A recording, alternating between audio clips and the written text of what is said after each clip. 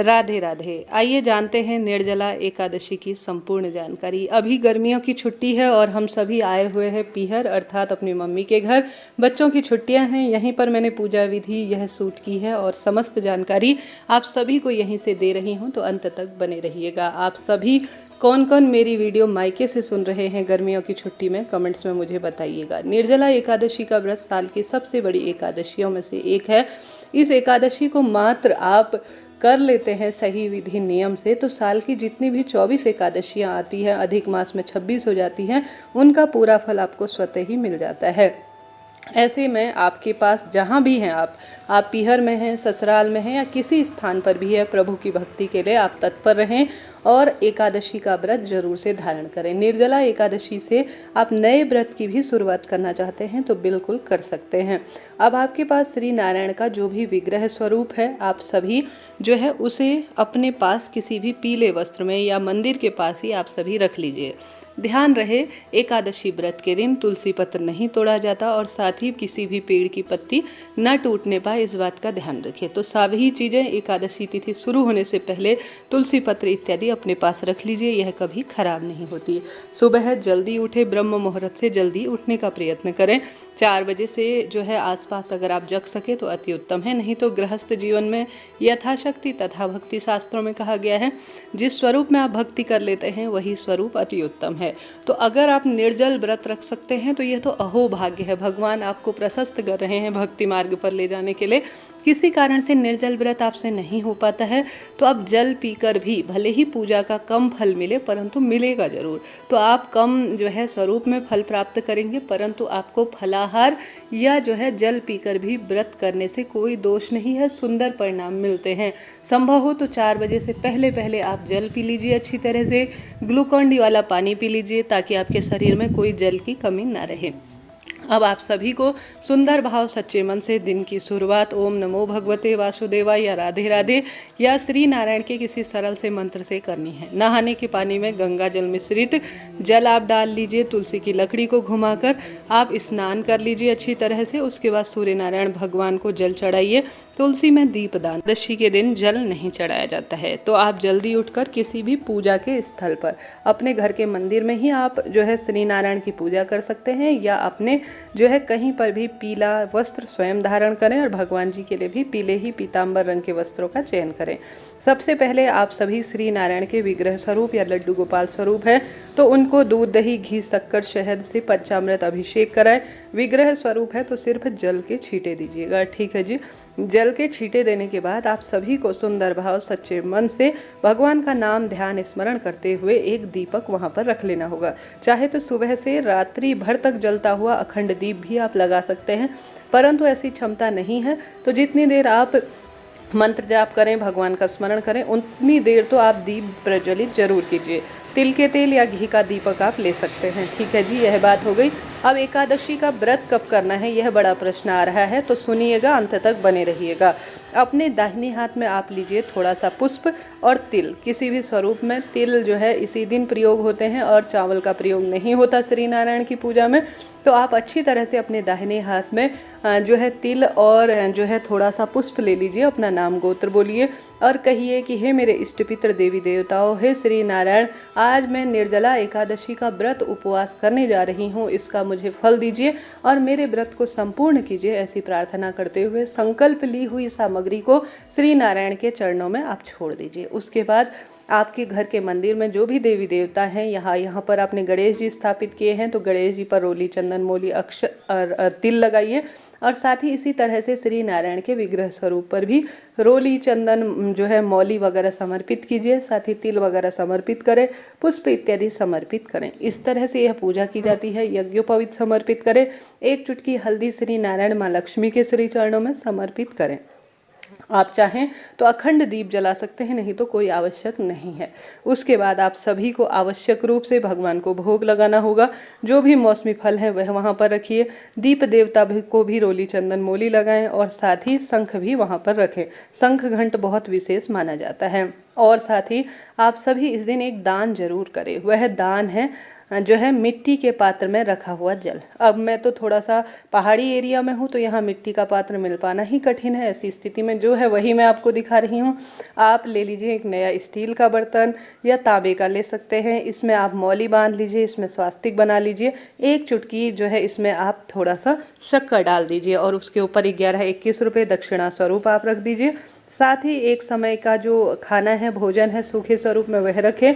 और साथ ही आप सभी आवश्यक रूप से जो वस्त्र है, जैसे कि साड़ी, धोती, कुर्ता, जो भी आप दान देना चाहते हैं वह भी भगवान जी के समक्ष रखें।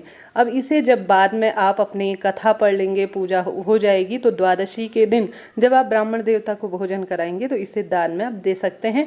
जल आप एकादशी के दिन भी दान कर सकते हैं, क्योंकि जल बासी हो जाएगा दूसरे दिन तक। अन्य सामग्री आप द्वादशी के दिन दान करें, परंतु जल को आप एकादशी के दिन ही दान कर दीजिएगा। जो भी आप फल का भोग लगा रहे हैं उसमें तुलसी पत्र जरूर रखें। अब संपूर्ण पूजा हमारी हो गई। अब हम सभी जो है, जो हमारे पास भोग है वह समर्पित करेंगे। दाहिने हाथ में हम लेंगे आवश्यक रूप से तिल और पुष्प। निर्जला एकादशी व्रत की कथा और गणेश जी की कथा हम श्रवण करेंगे। भूल चूक के लिए क्षमा प्रार्थी हो जाएंगे। तो दशमी तिथि के जो है नियमों का पालन आपको जरूर करना होगा। दशमी तिथि पर सात्विक ही भोजन किया जाता है। संभव हो तो एक ही समय दशमी तिथि को भोजन करें। अगर आप रात्रि को दशमी तिथि को भोजन करते हैं तो हमेशा सात्विक ही भोजन कीजिएगा, ठीक है। इस बात का ध्यान रखें। अब एकादशी के दिन इस तरह से आप पूजा करें। जो दीपक है एक दूसरा जला लीजिए, नहीं तो उसी दीप से या एक कपूर अलग से जलाकर आप सुंदर स्वरूप में भगवान जी का आरती कीजिए। कोई भी एकादशी की आरती आती हो उसे। और अंत में एक जल का लोटा लेकर जो दीपक है उसके ऊपर घुमाकर जमीन पर छोड़ दीजिए। इस तरह से निर्जला एकादशी के दिन यह कार्य किया जाता है और दान किया जाता है। कोई भी प्रश्न हो एकादशी व्रत से संबंधित आप पूछिएगा। आपका अपना चैनल है, आप जो है समस्त प्रकार के सवालों का जवाब प्राप्त कर लेंगे। देखिए, निर्जला एकादशी कठिन रूप में भी किया जा सकता है और सरलतम तरीके से भी किया जा सकता है। निर्जल व्रत करते हैं तो अति उत्तम है, थोड़ा कठिन है, परंतु फल ऐसा मिलेगा कि देखते रह जाएंगे। परंतु ऐसी स्थिति नहीं है तो आप फलाहारी और जलाहारी भी व्रत कर सकते हैं। परंतु आप निर्जल व्रत करना ही चाहते हैं तो 4 बजे से पहले भोर होने से पहले आप थोड़ा सा जल पी सकते हैं अच्छी तरह से। उसके बाद कई भक्तजन पूरे दिन भर, रात्रि भर निर्जल करते हैं, परंतु कई भक्तजन सिर्फ दिन भर निर्जल कर शाम को दिया बाती कर भी पशु के समान होकर, अर्थात किसी थाली में पानी भरकर घूट घूट कर उसे पी लेते हैं। इससे भी बहुत अधिक लाभ देखने को मिलता है। ऐसी मान्यता है। निर्जला एकादशी के दिन जो निर्जल रह लेता है वह संपूर्ण सुखों की स्वतः ही अनुभूति कर लेता है। ऐसा न कर पाने की स्थिति में साधारण सरल तरीके से भी आप यह कार्य कर सकते हैं।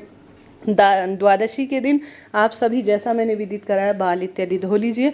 अब एकादशी पर आप सभी को जितना संभव हो कम बोलना है, भगवान के ध्यान भजन में अपना समय व्यतीत करना है।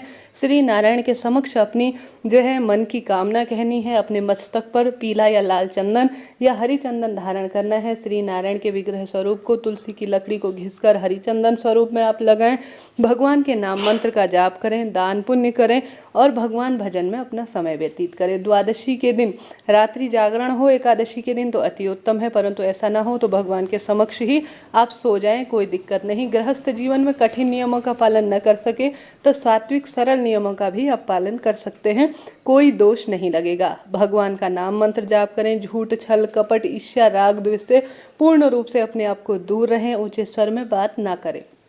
दूसरे दिन जब एकादशी तिथि समाप्त हो जाएगी, जैसा मैंने अभी आपको बताने जा रही हूँ कब करना है व्रत, तो आप सभी को जो है एक समय का भोजन पंडित ब्राह्मण जी को दान में देकर और साथ के साथ जो तुलसी माता है उनमें जल चढ़ाकर अपने व्रत को पारण कर लेना है। गौ माता को रोटी इत्यादि खिलाकर आप सभी जो है तुलसी पत्र खाकर भगवान का प्रसाद ग्रहण कर अपने व्रत को खोल सकते हैं। अब जानते हैं कब है निर्जला एकादशी का व्रत। कि इस बार निर्जला एकादशी का व्रत 2 दिन 6 और 7 जून को किया जा रहा है। एकादशी तिथि शुरू होगी 6 जून 2025 की सुबह है 2:15। एकादशी तिथि समाप्त 7 जून 2025 की सुबह 4:47।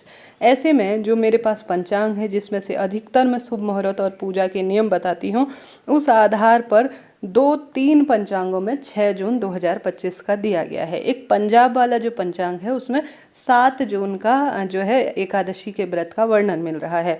तो अधिकता के तौर पर, बहुमत के तौर पर जाया जाए और एकादशी व्रत के गृहस्थ जनों के लिए नियम के तौर पर जाया जाए और अधिकतर विद्वान जनों का जो मन है एकादशी का जो सर्वोत्तम फल मिलता है उस आधार पर 6 जून को ही एकादशी का व्रत किया जाएगा। मेरे परिवार की बात करें, पंडित जी की बात करें तो 6 जून 2025 को ही एकादशी का व्रत करने की कह रहे हैं।